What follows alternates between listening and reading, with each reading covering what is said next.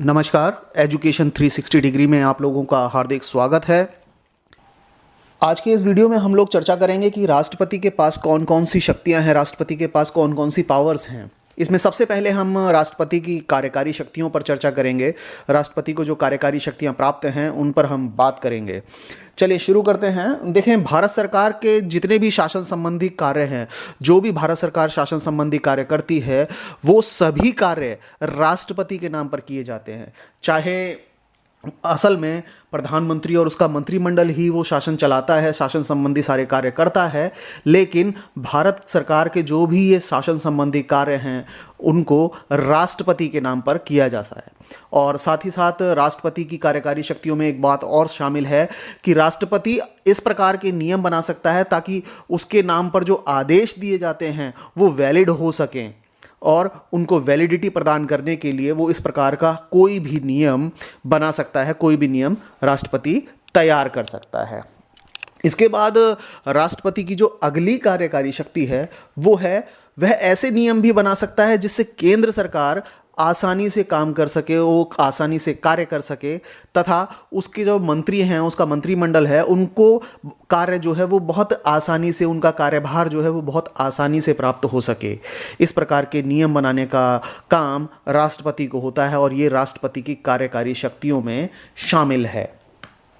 इसके बाद देखिए, प्रधानमंत्री और उसके जो मंत्री हैं उनकी नियुक्ति करने का अधिकार राष्ट्रपति को प्राप्त है। देखें, जब भी इलेक्शंस के अंदर जो पार्टी मैंडेट प्राप्त करती है, जिसे बहुमत प्राप्त होता है, वो अपने बहुमत प्राप्त दल का नेता चुनते हैं, जिसे हम आज के समय में प्रधानमंत्री के नाम से जानते हैं। और प्रधानमंत्री अपनी मदद के लिए विभिन्न विभागों को कार्यभार संभालने के लिए, विभिन्न विभागों को कार्य करने के लिए एक एक मंत्री की नियुक्ति करता है और अपने मंत्रिमंडल में कुछ लोगों को शामिल करता है। तो प्रधानमंत्री और जो अन्य मंत्री होते हैं सरकार के, उनको नियुक्त करने की पावर राष्ट्रपति के पास होती है और ये सभी राष्ट्रपति के प्रसाद पर्यंत ही कार्य करते हैं। जब तक राष्ट्रपति की इच्छा होती है तब तक ये कार्य करते हैं। यदि प्रधानमंत्री और उसका मंत्रिमंडल संसद में अपना बहुमत खो दे तो ऐसी परिस्थिति में राष्ट्रपति उन्हें कार्यमुक्त कर सकता है। इसके बाद देखिए, कार्यकारी शक्तियों में क्या शामिल है। राष्ट्रपति भारत के महान्यायवादी की नियुक्ति करता है और उसके सभी प्रकार के वेतन भत्ते, इनका निर्धारण करने का जो कार्य है वो राष्ट्रपति को प्राप्त है। तो राष्ट्रपति की जो कार्यकारी शक्तियां हैं उसमें महान्यायवादी की नियुक्ति भी शामिल है और उसके वेतन भत्तों को निर्धारित करने का कार्य भारत के राष्ट्रपति को प्राप्त है। इसके बाद देखिए, इन सभी की नियुक्ति के बाद, भारत के प्रधानमंत्री, मंत्रिमंडल के लोगों को नियुक्ति करने के बाद, महान्यायवादी की नियुक्ति करने के बाद कुछ अन्य लोगों को भी राष्ट्रपति नियुक्त करता है। इन अन्य लोगों में कौन कौन शामिल है? भारत के महानियंत्रक तथा महालेखा परीक्षक जो हैं, इनकी नियुक्ति राष्ट्रपति के द्वारा की जाती है। भारत के जो मुख्य चुनाव आयुक्त हैं और साथ ही साथ चुनाव आयोग में अन्य जो 2 चुनाव आयुक्त होते हैं, उनकी नियुक्ति करने का अधिकार भारत के राष्ट्रपति को होता है। इसके अलावा यूपीएससी, संघ लोक सेवा आयोग के जितने अध्यक्ष सदस्य होते हैं और अध्यक्ष जो हैं यूपीएससी के, उनकी नियुक्ति करने का अधिकार भारत के राष्ट्रपति को होता है। देखें, इसके अलावा जो राज्य हैं, भारत के जितने भी राज्य हैं, उन सभी राज्यों में राज्यपाल की नियुक्ति करने का अधिकार राष्ट्रपति को होता है। हालांकि देखें, राज्यों के जो राज्यपाल हैं वो केंद्र सरकार के एक एजेंट की भूमिका निर्वहन करते हैं, एजेंट की भूमिका निभाते हैं, लेकिन उन्हें नियुक्त करने का, उनकी नियुक्ति का जो अधिकार प्राप्त है वो राष्ट्रपति को ही प्राप्त है। इसके अलावा वित्त आयोग, जिसका वर्णन आर्टिकल 280 के अंतर्गत किया गया है, जो प्रत्येक 5 वर्ष पर राष्ट्रपति के द्वारा निर्मित किया जाता है, उस वित्त आयोग के अध्यक्ष और सदस्यों की नियुक्ति करने की जिम्मेदारी राष्ट्रपति की होती है। तो ये राष्ट्रपति की कार्यकारी शक्तियां हैं। इसके अलावा देखें, वह राष्ट्रपति केंद्र के जितने भी प्रशासनिक कार्य हैं, केंद्र सरकार के जितने भी प्रशासनिक कार्य हैं और विधायिका संबंधी जो प्रस्ताव है उनकी जानकारी प्रधानमंत्री से मांग सकता है कि भाई केंद्र सरकार किस प्रकार के प्रशासनिक कार्य कर रही है, और उसके विधायिका के जो प्रस्ताव हैं उन सब की जानकारी प्रधानमंत्री से मांग सकता है। तो ये भारत के कार्यकारी जो शक्तियां हैं उसमें शामिल है, राष्ट्रपति की कार्यकारी शक्तियों में ये बात शामिल है। इसके अलावा देखें, भारत के राष्ट्रपति को जो अगली कार्यकारी शक्ति प्राप्त है वो है कि राष्ट्रपति प्रधानमंत्री से किसी भी ऐसे निर्णय पर प्रतिवेदन भेजने के लिए कह सकता है जो किसी मंत्री ने तो ले लिया है लेकिन पूरी मंत्रिपरिषद ने उसका अनुमोदन नहीं किया हो। मान लेते हैं कोई एक ऐसा मंत्री है जिसने किसी प्रतिवेदन पर कोई निर्णय लिया है लेकिन पूरी मंत्रिमंडल ने, पूरी मंत्रिपरिषद ने उस पर अपना अनुमोदन नहीं दिया है, उस पर अपना यस नहीं कहा है, उसमें अपना हाँ नहीं कही है उस प्रतिवेदन पर। तो ऐसे निर्णय पर प्रतिवेदन भेजने के लिए कह सकता है कि भाई बताओ जरा मुझे कि ऐसा कौन सा प्रतिवेदन है जिस पर, ऐसा कौन सा निर्णय है जिस पर किसी मंत्री ने तो निर्णय ले लिया है लेकिन पूरी जो मंत्रिपरिषद है उसने इसका अनुमोदन नहीं किया है। इसके बाद SC ST और जो अन्य पिछड़ा वर्ग है इन लोगों के लिए एक आयोग की नियुक्ति करने का अधिकार राष्ट्रपति को प्राप्त होता है। ये राष्ट्रपति की कार्यकारी शक्तियां थीं। इसके अलावा वह किसी भी अनुसूचित क्षेत्र को, किसी भी क्षेत्र को अनुसूचित क्षेत्र घोषित कर सकता है और साथ ही साथ राष्ट्रपति को अनुसूचित क्षेत्रों के प्रशासन की जो शक्तियां प्राप्त हैं वो बहुत ही अहम शक्तियां हैं। तो इस प्रकार राष्ट्रपति की कार्यकारी शक्तियों में ये शक्ति भी शामिल है कि राष्ट्रपति चाहे तो किसी भी क्षेत्र को अनुसूचित क्षेत्र घोषित कर सकता है, साथ ही साथ अनुसूचित क्षेत्रों का जो प्रशासन है वो सीधे सीधे राष्ट्रपति के हाथ में होता है। इसके बाद देखिए कि जितने भी केंद्र शासित प्रदेश होते हैं, जो भी केंद्र शासित प्रदेश हैं, उन प्रदेशों में प्रशासन जो है सीधे राष्ट्रपति संभालता है। लेकिन संभालता कैसे है?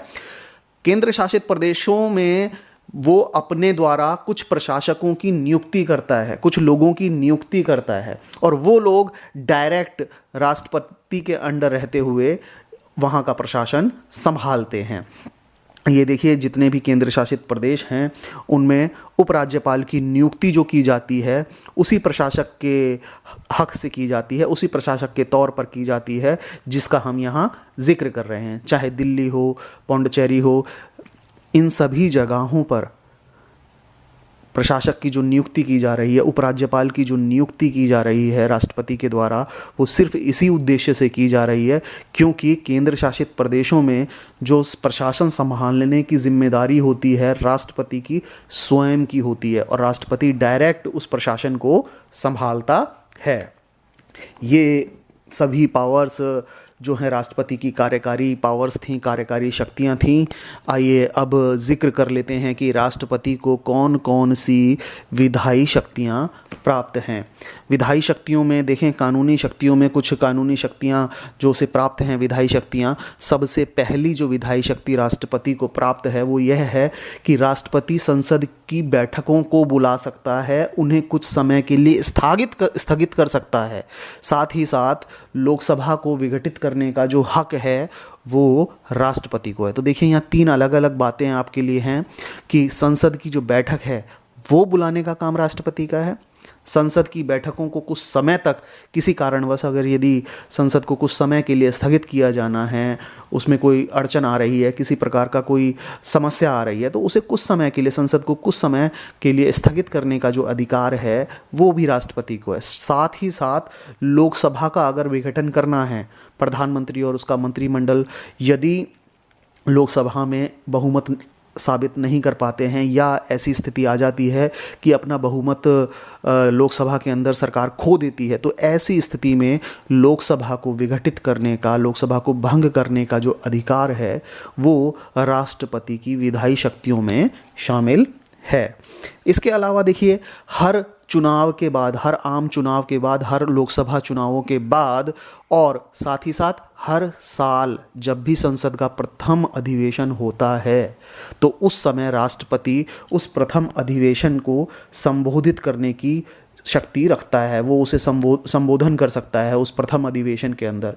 इसके अतिरिक्त राष्ट्रपति संसद में यदि किसी भी प्रकार का कोई ऐसा विधेयक है जो बहुत समय से लंबित पड़ा हुआ है, जिस पर किसी भी प्रकार का कोई निर्णय नहीं हुआ है, तो इस संबंध में राष्ट्रपति संसद को संदेश भेज सकता है और ये कह सकता है कि भाई जरा मुझे इस प्रकार की जानकारी दो कि ये विधेयक जो लंबित है, इस विधेयक पर संसद किस प्रकार की कार्यवाही कर रही है और क्या इस पर डिसीजन लिया जा रहा है या क्या कार्य उस पर हो रहा है या नहीं हो रहा है। इस प्रकार की जानकारी लेने का राष्ट्रपति को पूरा पूरा हक होता है और ये राष्ट्रपति की विधायी शक्तियों में शामिल है। आइए अगली शक्ति की चर्चा करते हैं।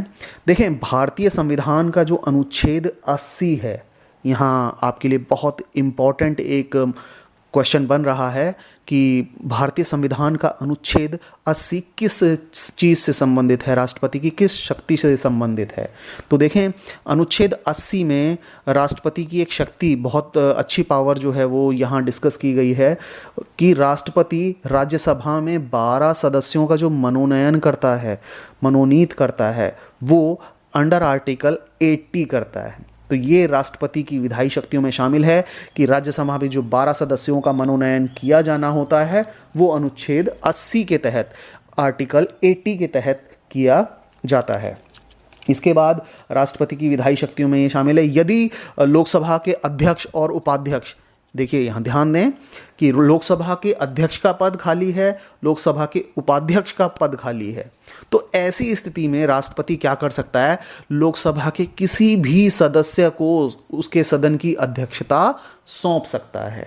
बड़ी इंपॉर्टेंट बात है, यहाँ मल्टीपल चॉइस क्वेश्चन आप लोगों के एग्ज़ाम के पर्पज से तैयार होता है। यदि लोकसभा के अध्यक्ष और उपाध्यक्ष का पद रिक्त हो तो राष्ट्रपति किसको उस सदन की, लोकसभा की अध्यक्षता सौंपता है। तो यहाँ ये बात ध्यान देने वाली है कि यदि ऐसी पोजीशन है, ऐसी स्थिति आ जाती है जब लोकसभा के अध्यक्ष और लोकसभा के उपाध्यक्ष ये दोनों ही पद खाली पड़े हों, तो ऐसी स्थिति में राष्ट्रपति लोकसभा के किसी भी सदस्य को उस सदन की अध्यक्षता, लोकसभा की अध्यक्षता सौंप सकता है। ये बहुत ही इम्पॉर्टेंट विधायी शक्ति है राष्ट्रपति की। और इसी शक्ति से जुड़ी हुई अगली शक्ति राष्ट्रपति की है। यदि सेम पोजीशन जैसी लोकसभा में थी कि अध्यक्ष का पद खाली है, उपाध्यक्ष का पद खाली है, तो राष्ट्रपति लोकसभा के किसी भी सदस्य को सदन की अध्यक्षता दे सकता है। सेम पावर राज्यसभा के मामले में भी राष्ट्रपति को प्राप्त है। राष्ट्रपति यदि राज्यसभा में ये पाता है कि सभापति और उपसभापति दोनों की पोजीशन खाली है, राज्यसभा में ना सभापति हैं ना उपसभापति हैं, तो ऐसी स्थिति में, दोनों के पद खाली होने की स्थिति में, वह राज्यसभा के किसी भी सदस्य को, वह जिस सदस्य को चाहे उस सदस्य को राज्यसभा की अध्यक्षता सौंप सकता है। तो ये विधायी शक्ति जो है राष्ट्रपति की थी। इसके अलावा राष्ट्रपति की जो विधायी शक्तियां हैं उसमें ये बात शामिल है कि चुनाव आयोग से वह इस प्रकार का परामर्श कर सकता है, इस प्रकार की सलाह मशवरा कर सकता है कि जो संसद के सदस्य हैं, जो सांसद हैं, उनकी अयोग्यता का कोई प्रश्न आता है तो उस पर राष्ट्रपति निर्णय लेता है। लेकिन यहाँ सबसे इम्पॉर्टेंट बात आपने ध्यान रखनी है कि जब सांसदों की अयोग्यता पर कोई प्रश्न है, उस पर निर्णय करता है, तो ये काम राष्ट्रपति चुनाव आयोग के परामर्श से करता है। हमेशा इलेक्शन कमीशन ऑफ इंडिया के परामर्श से ही करता है। अकेला इस मुद्दे पर, इस प्रश्न पर निर्णय राष्ट्रपति नहीं लेता है। इसके बाद राष्ट्रपति की जो विधायी शक्तियां हैं उसमें क्या है कि राष्ट्रपति की अनुमति के बिना, राष्ट्रपति की सिफारिश या आज्ञा के बिना इस प्रकार का कोई भी विशेष जो विधेयक है वो संसद में पेश नहीं किया जा सकता। कैसे जो विधेयक हैं जो बिना राष्ट्रपति की अनुमति या सिफारिश के बिना पेश नहीं हो सकते? देखिए इसमें इंपॉर्टेंट बात क्या है, संचित निधि से खर्च किए जाने वाला कोई विधेयक हो। पहली चीज़, कौन कौन से विशेष प्रकार के विधेयक हैं? संचित निधि से खर्च किए जाने वाला कोई विधेयक है, पहली चीज़। दूसरी चीज़, राज्यों की सीमा में किसी प्रकार का चेंज करना है, राज्य को छोटा करना है या राज्य को बड़ा करना है या उसकी सीमा में और किसी प्रकार का परिवर्तन करना है या नए राज्यों का निर्माण करना है, तो ऐसा कोई भी विधेयक संसद में नहीं आएगा जब तक राष्ट्रपति उस पर अपनी परमिशन ना दे दे, उस पर अपनी सिफारिश ना दे दे, तब तक संसद में इस प्रकार का कोई विधेयक सामने नहीं आ सकता। संसद के अंदर राष्ट्रपति की अनुमति के बिना, राष्ट्रपति की सिफारिश के बिना, राष्ट्रपति की आज्ञा या परमिशन के बिना इस प्रकार का विधेयक संसद में नहीं आ सकता कार्यवाही के लिए।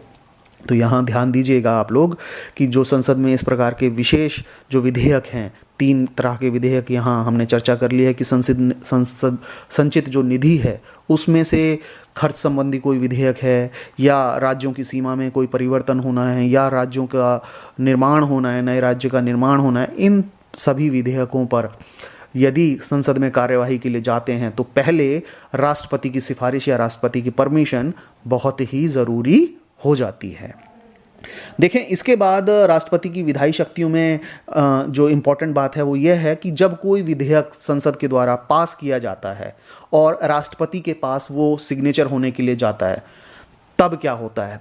यहाँ ध्यान देने वाली बात यह है कि जब संसद के अंदर कोई विधेयक पारित होता है, मान लीजिए पहले लोकसभा में पास हो गया विधेयक और उसके बाद राज्यसभा में गया, राज्यसभा में पे पास हो गया, तो विधेयक कानून का रूप नहीं ले लेता। विधेयक कानून का रूप कब लेता है, जब संसद के दोनों सदनों में विधेयक पारित हो गया और राष्ट्रपति के उस पर जब हस्ताक्षर हो जाते हैं, तब वो विधेयक कानून का रूप ले लेता है और वो कानून लागू होने की दिशा में आगे बढ़ता है।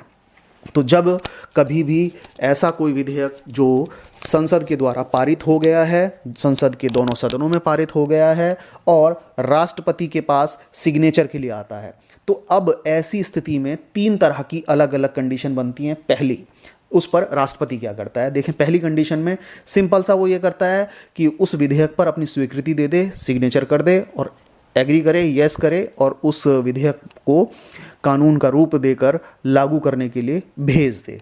तो विधेयक पर सबसे पहले वो अपनी स्वीकृति दे सकता है।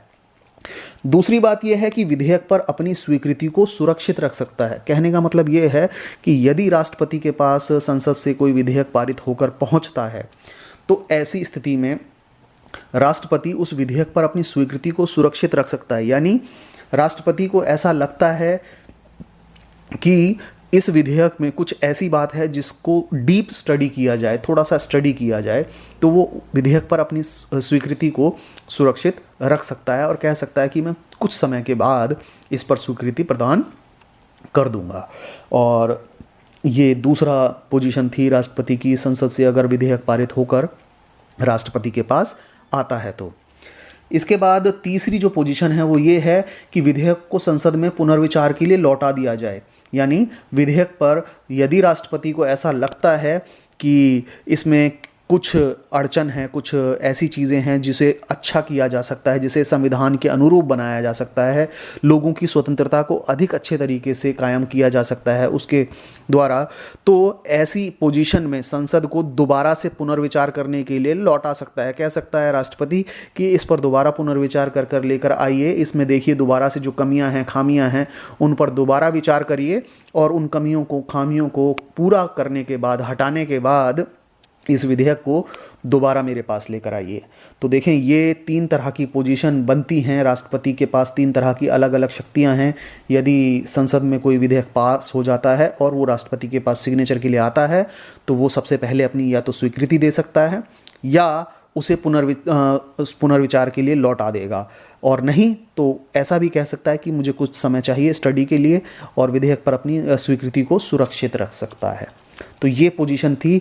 संसद के द्वारा यदि कोई विधेयक पास होकर राष्ट्रपति के पास आता है तो राष्ट्रपति को क्या करना होता है। राष्ट्रपति 3 प्रकार की इन शक्तियों का इस्तेमाल करता है।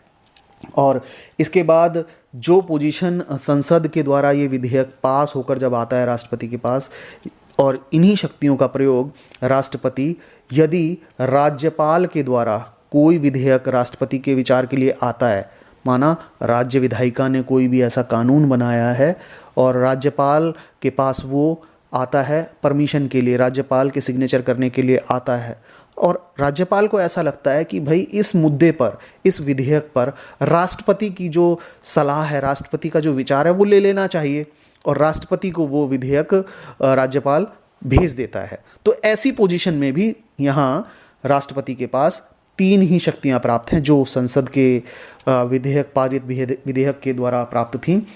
यहाँ भी राष्ट्रपति विधेयक पर अपनी स्वीकृति दे सकता है या अपनी स्वीकृति को सुरक्षित रख सकता है, और नहीं तो विधेयक को दोबारा, यहाँ संसद लिख गया है गलती से, यहाँ होना चाहिए था कि राज्य की विधायिका को पुनर्विचार के लिए लौटा सकता है। लेकिन पुनर्विचार के लिए कब लौटाएगा? जब वो धन विधेयक नहीं होता। लेकिन यहाँ इम्पॉर्टेंट बात क्या है कि यदि राज्य की विधायिका के द्वारा कोई बिल पास कर दिया गया है और राज्यपाल और उस पर राष्ट्रपति के विचारों के लिए उसे सुरक्षित रखता है, तो ऐसी पोजीशन में राष्ट्रपति उसे पुनर्विचार के लिए राज्य विधायिका को वापस लौटा तो सकता है, लेकिन यदि दोबारा से पुनर्विचार करने के बाद दोबारा से वो विधेयक राष्ट्रपति के पास आता है, तो ऐसी पोजीशन में राष्ट्रपति उस पर अपनी स्वीकृति देने के लिए बाध्य नहीं होता। जबकि संसद के द्वारा पास किए गए विधेयक में क्या होता था, यदि राष्ट्रपति पर पुनर्विचार करने के बाद संसद ने दोबारा से अपना विधेयक राष्ट्रपति के पास भेज दिया है सिग्नेचर करने के लिए, और राष्ट्रपति इस बार उसे दोबारा से अपनी स्वीकृति नहीं देता, तो 14 दिन के बाद ऐसा मान लिया जाता है कि राष्ट्रपति ने उस विधेयक पर अपनी स्वीकृति प्रदान कर दी है। तो ये राष्ट्रपति की विधायी शक्तियाँ थीं। इसके अलावा देखें राष्ट्रपति की विधायी शक्तियों में क्या बात शामिल है। राष्ट्रपति अंडर आर्टिकल 123 अध्यादेश जारी करने की पूरी शक्ति रखता है। अब देखें ये अध्यादेश क्या होता है।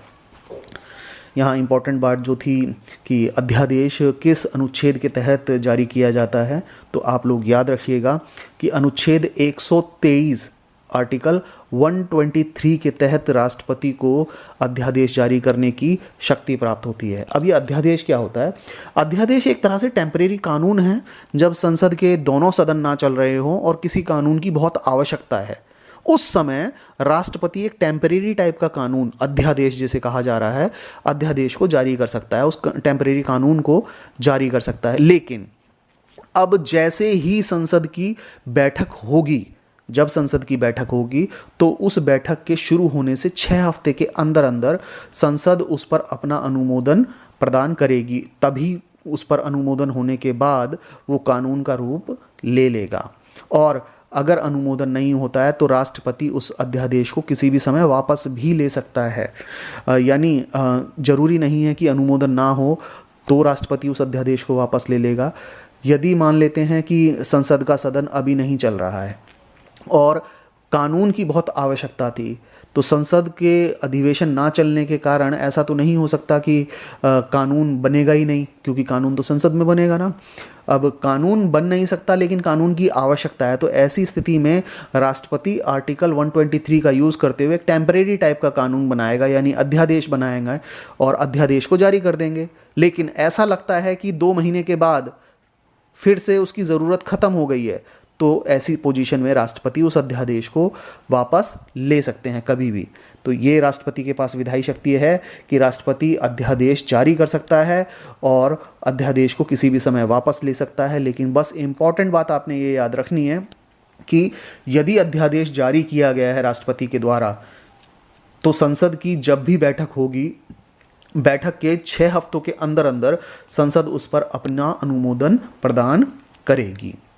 इसके बाद राष्ट्रपति की जो विधायी शक्तियां हैं उसमें महानियंत्रक और लेखा परीक्षक की जो रिपोर्ट हैं, साथ ही साथ संघ लोक सेवा आयोग की जो रिपोर्ट है और वित्त आयोग की जो रिपोर्ट है, उन रिपोर्टों को संसद के सामने रखने की जिम्मेदारी जो है वो राष्ट्रपति की होती है। राष्ट्रपति को इस प्रकार की शक्ति प्रदान है कि महानियंत्रक, लेखा परीक्षक, संघ लोक सेवा आयोग और वित्त आयोग जो भी रिपोर्ट्स बनाता है, वो सारी रिपोर्ट्स संसद के सामने राष्ट्रपति के द्वारा रखी जाएं।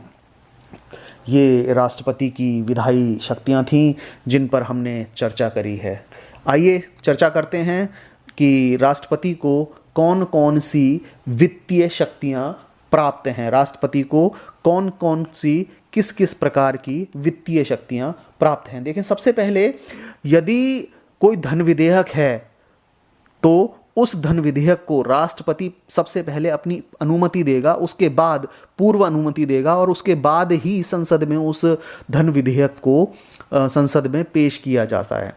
लेकिन धन विधेयक रुपए पैसे से संबंधित जो विधेयक है वो धन विधेयक कहलाता है। और ऐसा जिक्र धन विधेयक या वित्त विधेयक का जो जिक्र है भारतीय संविधान के अनुच्छेद 110 में किया गया है। बहुत बार बहुत सारे एग्ज़ाम में, बहुत सारी परीक्षाओं में ये पूछा गया है कि धन विधेयक का वर्णन भारतीय संविधान के किस अनुच्छेद में किया गया है। तो यहाँ आप लोगों के लिए ध्यान रखने वाली बात यह है कि भारतीय संविधान के अनुच्छेद 110 में आर्टिकल 110 में धन विधेयक या वित्त विधेयक, फाइनेंस बिल का जिक्र किया गया है। और जब कभी भी धन विधेयक की बात आएगी और वो संसद में पेश किया जाना होगा तो वो सिर्फ और सिर्फ राष्ट्रपति की पूर्व अनुमति से ही पॉसिबल है।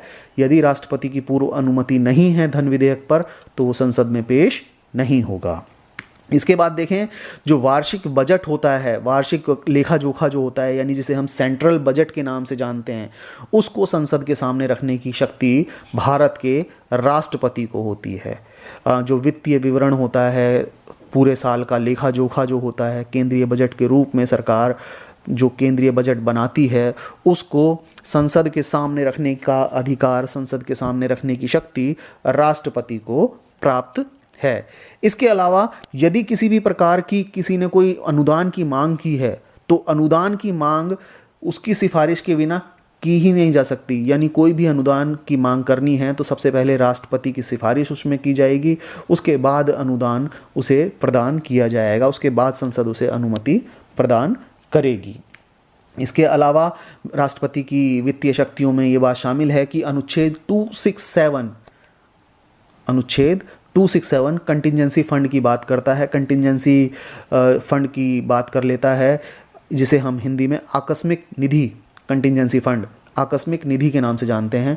और अनुच्छेद 267 ये कहता है कि राष्ट्रपति भारत की जो आकस्मिक निधि है उससे कोई भी ऐसा व्यय जो बिल्कुल अदृश्य अचानक से हो रहा है कोई, तो उसकी अग्रिम भुगतान की जो व्यवस्था है वो राष्ट्रपति कर सकता है। राष्ट्रपति को ये पावर अनुच्छेद 267 के तहत दी गई है कि यदि किसी भी प्रकार की कंटिजेंसी का कोई मामला है और कंटिजेंसी से संबंधित कोई व्यय है तो उसके अग्रिम भुगतान की व्यवस्था राष्ट्रपति कर सकता है। ऐसा अनुच्छेद 267 के अंतर्गत कहा गया है। इसके अलावा देखिए, अनुच्छेद 280 में वित्त आयोग की बात की गई है, वित्त आयोग के गठन की बात की गई है।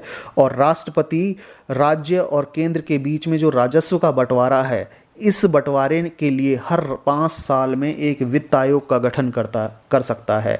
यानी राष्ट्रपति को ये पावर है कि हर 5 साल में एक वित्त आयोग का गठन करे जो कि राज्य और केंद्र सरकार इन दोनों के बीच में राजस्व के बंटवारे के मुद्दे को खत्म करेगा, राजस्व के बंटवारे को लेकर फैसला करेगा। ऐसा आर्टिकल 280 के तहत किया गया है। यहाँ आप लोगों को इम्पोर्टेंट बात ये ध्यान रखनी है कि यदि वित्त आयोग के ऊपर प्रश्न आता है कि वित्त आयोग का जिक्र भारतीय संविधान के किस अनुच्छेद में किया गया है, तो आप लोगों को याद रखना है कि वित्त आयोग का जिक्र भारतीय संविधान के अनुच्छेद 280 के तहत किया गया है। ये भारत के राष्ट्रपति की वित्तीय शक्तियां थीं। आइए अब जिक्र करते हैं राष्ट्रपति की न्यायिक शक्तियों पर कि राष्ट्रपति को, भारत के राष्ट्रपति को कौन कौन सी किस किस प्रकार की न्यायिक शक्तियां प्राप्त हैं। देखें, सबसे पहली बात ये जो है वो है कि राष्ट्रपति सर्वोच्च न्यायालय का जो मुख्य न्यायाधीश होता है उनकी नियुक्ति करता है। साथ ही साथ सर्वोच्च न्यायालय और उच्च न्यायालय के जो अन्य न्यायाधीश होते हैं उनकी नियुक्ति करने की शक्ति राष्ट्रपति को प्राप्त है। और इसे हमने कैटेगराइज करके न्यायिक शक्तियों के अंतर्गत रखा है। यानी राष्ट्रपति सर्वोच्च न्यायालय के मुख्य न्यायाधीश चीफ जस्टिस ऑफ इंडिया की नियुक्ति करता है। साथ ही साथ सर्वोच्च न्यायालय के जो अन्य न्यायाधीश होते हैं उनकी नियुक्ति करने का अधिकार और उच्च न्यायालयों के न्यायाधीशों की नियुक्ति करने का अधिकार राष्ट्रपति को प्राप्त है। इसके अलावा राष्ट्रपति सर्वोच्च न्यायालय से किसी भी कानूनी तथ्य पर सलाह ले सकता है। ऐसा आर्टिकल अनुच्छेद 143 के तहत पावर दी गई है। राष्ट्रपति जब कभी ऐसा सोचता है, ऐसा समझता है कि किसी कानूनी प्रश्न पर, किसी कानूनी मुद्दे पर वो उलझ जाता है, उसे समझ नहीं आता है, या संवैधानिक कोई ऐसा प्रश्न उसके दिमाग में आता है जिस पर उसे कोई चीज़ समझ नहीं आ रही है, उसे ऐसा लगता है कि सुप्रीम कोर्ट के चीफ जस्टिस से सलाह ली जा सकती है, सर्वोच्च न्यायालय से सलाह ली जा सकती है कानूनी तथ्य पर, तो वो ऐसी सलाह ले सकता है और ऐसे में न्यायालय के द्वारा सलाह दी जाएगी। लेकिन राष्ट्रपति उसे माने या ना माने, ये उसकी इच्छा पर डिपेंड करता है। राष्ट्रपति चाहे तो उसकी सलाह को मान भी सकता है और राष्ट्रपति चाहे तो उसकी सलाह को ना भी माने। ऐसी पोजीशन जो है राष्ट्रपति को अनुच्छेद 143 के द्वारा दी गई है, जिसमें साफ साफ कहा गया है कि राष्ट्रपति सर्वोच्च न्यायालय से, किसी भी प्रकार की, चीफ जस्टिस ऑफ इंडिया से किसी भी प्रकार की कानूनी तथ्य पर सलाह ले सकता है। लेकिन इम्पॉर्टेंट बात यह है कि इस प्रकार की जो सलाह होगी वो राष्ट्रपति पर किसी भी प्रकार से बाध्यकारी नहीं होगी, ज़बरदस्ती। वो ऐसा नहीं है कि सुप्रीम कोर्ट से सलाह ली ही ली है तो उसे मानना ज़रूरी होगा, ऐसा नहीं है। इसके अलावा देखें, राष्ट्रपति को अनुच्छेद 72 के द्वारा कुछ पावर्स दी गई हैं। मान लेते हैं कोई ऐसा व्यक्ति है जिस पर किसी अपराध को करने के लिए उसे दंड दिया गया, तो ऐसी पोजीशन में आर्टिकल 72 के तहत, अनुच्छेद 72 के तहत राष्ट्रपति क्या कर सकता है, उस व्यक्ति के, जिसको अपराधी जो है व्यक्ति, उस अपराधी व्यक्ति के दंड के आदेश को निलंबित कर सकता है, कुछ समय के लिए रोक सकता है, माफ़ी दे सकता है, उसमें किसी भी प्रकार का चेंज कर सकता है। साथ ही साथ ये नॉर्मल जो दंड दिया जाता है, सिर्फ नॉर्मल दंड को कम नहीं कर सकता, इसके अलावा अगर लाइफ इम्प्रिजनमेंट दिया है या सेंटेंस टू डेथ दिया है, मृत्यु दंड दिया है किसी को, तो ऐसी पोजीशन में भी राष्ट्रपति क्षमादान कर सकता है, प्राण दंड को, मृत्यु दंड को कुछ समय के लिए स्थगित कर सकता है, या उसमें राहत दे सकता है थोड़ी बहुत, या पूरी तरह से माफ़ कर सकता है।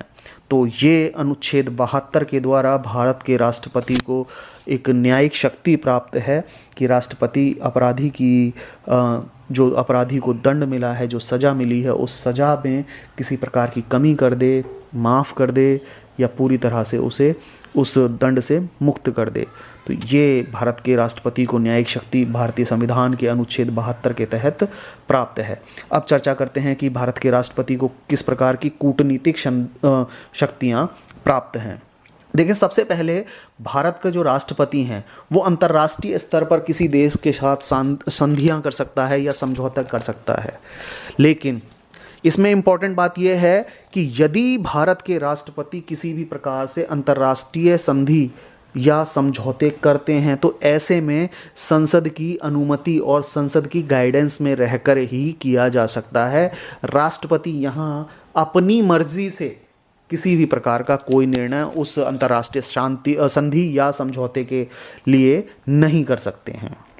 इसके अलावा राष्ट्रपति अंतर्राष्ट्रीय जितने भी मंच हैं, उन अंतर्राष्ट्रीय मंचों पर और अंतर्राष्ट्रीय मामलों में भारत का प्रतिनिधित्व करते हैं। राष्ट्रपति भारत का प्रतिनिधित्व करते हैं अंतर्राष्ट्रीय स्तर पर। तो ये भारत के राष्ट्रपति की कूटनीतिक शक्ति है कि भारत को अंतर्राष्ट्रीय मामलों में भारत का प्रतिनिधित्व राष्ट्रपति करते हैं। इसके अलावा राष्ट्रपति की कूटनीतिक शक्तियों में ये बात शामिल है कि वे जो भी कूटनीतिज्ञ होते हैं, जैसे राजदूत हैं या उच्चायुक्त हैं, हाई कमीशन हैं, उनको भेजते हैं अपने देश से दूसरे देशों में, और यदि दूसरे देशों से राजदूत या उच्चायुक्त भारत आते हैं तो उनका स्वागत करने की जिम्मेदारी, उनको स्वागत करने की शक्ति राष्ट्रपति को प्राप्त है। तो ये भारत के राष्ट्रपति की कूटनीतिक शक्तियाँ थीं। इन कूटनीतिक शक्तियों के अलावा भारत के राष्ट्रपति को कुछ सैनिक शक्तियाँ भी प्राप्त हैं। आइए चर्चा करते हैं कि भारत के राष्ट्रपति को वो कौन कौन सी सैनिक शक्तियाँ प्राप्त हैं। देखिए, सबसे पहली बात, भारत के जो राष्ट्रपति हैं ये भारत की जो सैन्य बल हैं उनके सर्वोच्च सेनापति होते हैं। यानी भारत में जितने भी सैन्य बल हैं उनके सभी के सर्वोच्च सेनापति भारत के राष्ट्रपति होते हैं। इसके अलावा भारत के जो राष्ट्रपति हैं वो थल सेना, जल सेना और वायु सेना, इन सभी के प्रमुखों की नियुक्ति करने की जिम्मेदारी, इन सभी के प्रमुखों को नियुक्त करने की शक्ति भारत के राष्ट्रपति में निहित है। और अभी CDS का जो पद बनाया गया है, चीफ डिफेंस ऑफ सिक्योरिटी, उनके नियुक्ति की शक्ति भी भारत के राष्ट्रपति को प्राप्त है। इसके बाद यदि किसी भी प्रकार का युद्ध होना है किसी अन्य देश के साथ अपने देश का, तो उस युद्ध की शुरुआत की घोषणा और युद्ध समाप्ति होने की घोषणा भारत के राष्ट्रपति कर सकते हैं। लेकिन यहाँ इम्पॉर्टेंट बात यह है कि भारत के राष्ट्रपति ऐसा काम सिर्फ और सिर्फ संसद की अनुमति के हिसाब से ही कर सकते हैं। ऐसा नहीं है कि राष्ट्रपति अपनी मर्जी से कभी भी युद्ध की शुरुआत की घोषणा करें या युद्ध समाप्ति की घोषणा करें। यहाँ संसद की अनुमति के हिसाब से ही राष्ट्रपति को कार्य करना होता है। लेकिन ये युद्ध शुरू होना या युद्ध समाप्त होना, इसकी घोषणा भारत के राष्ट्रपति की सैनिक शक्तियों में शामिल की गई है। इसके अलावा भारत के राष्ट्रपति को 3 प्रकार की आपातकालीन शक्तियां भी प्राप्त हैं। आपातकालीन शक्तियों का जिक्र भारतीय संविधान के सबसे पहले अनुच्छेद 352 में किया गया है। 352 में राष्ट्रीय आपातकाल का जिक्र किया गया है। भारत में 352 अनुच्छेद का प्रयोग करते हुए राष्ट्रपति राष्ट्रीय आपातकाल की घोषणा कर सकते हैं। ऐसा भारत के राष्ट्रपति को आपातकालीन शक्ति प्राप्त है। इसके अलावा दूसरे प्रकार का जो आपातकालीन शक्ति प्राप्त है वो भारतीय राष्ट्रपति को अनुच्छेद 356 के तहत प्राप्त है। यदि राज्यों की सरकार संविधान के अनुरूप कार्य नहीं कर पाती है तो ऐसी स्थिति में राष्ट्रपति उस पर्टिकुलर राज्य में उस राज्य के अंदर राष्ट्रपति शासन लागू कर सकते हैं। और जो तीसरी आपातकालीन शक्ति राष्ट्रपति को प्राप्त है वह है वित्तीय आपातकाल की। यदि भारत के राष्ट्रपति को ऐसा लगता है कि भारत की वित्तीय स्थिति ऐसी हो गई है, देश की वित्तीय स्थिति ऐसी हो गई है कि वो अब इस पोजीशन में नहीं है कि अपना खर्च उठा सकें या वित्तीय हालत जो है वो बहुत ही ज़्यादा कमज़ोर हो गई है, तो ऐसी स्थिति में भारत के राष्ट्रपति को अनुच्छेद 360 के तहत ये पावर है कि वो देश में वित्तीय आपातकाल लगा दें। तो ये भारत के राष्ट्रपति को 3 प्रकार की आपातकालीन शक्तियां प्राप्त हैं अंडर आर्टिकल 352, 356, 360। और यहाँ आप लोगों के लिए बहुत इम्पोर्टेंट प्रश्न बनते हैं। आपातकाल कौन घोषित करता है, कि आपातकाल की शक्तियां किसके पास प्राप्त हैं, इससे रिलेटेड नहीं है, बट सिंपल आर्टिकल से रिलेटेड पावर्स आपको पता होनी चाहिए कि 352 के तहत राष्ट्रीय आपातकाल की घोषणा की जाती है, 356 के तहत राष्ट्रपति शासन किसी राज्य में लगता है और अनुच्छेद 360 के तहत वित्तीय आपातकाल लगाया जाता है। ऐसा कई परीक्षाओं में कुछ प्रश्न पूछे गए हैं जिनमें इन आपातकालों को डायरेक्ट इस प्रकार की शक्तियों की बात, इमरजेंसी की बात जो है डायरेक्ट अनुच्छेद का जिक्र करके आपसे पूछ लिया जाता है कि अनुच्छेद 352 में किस प्रकार की आपातकालीन शक्ति की बात की गई है, आप बताएं। तो राष्ट्रीय आपातकाल 352 के तहत, राष्ट्रपति शासन 356 के तहत और वित्तीय आपातकाल यदि लगना है तो अनुच्छेद 360 के द्वारा वित्तीय आपातकाल लगता है। ये राष्ट्रपति की आपातकालीन शक्तियां थीं और इन आपातकालीन शक्तियों के साथ ही हमारे राष्ट्रपति की सभी शक्तियों का जिक्र यहाँ कंप्लीट हो गया है। उम्मीद करता हूँ आपको सभी प्रकार की राष्ट्रपति की जो शक्तियाँ हैं वो समझ आई होंगी और राष्ट्रपति की शक्तियों पर अब आपको किसी भी प्रकार का कोई डाउट नहीं रह गया होगा। धन्यवाद।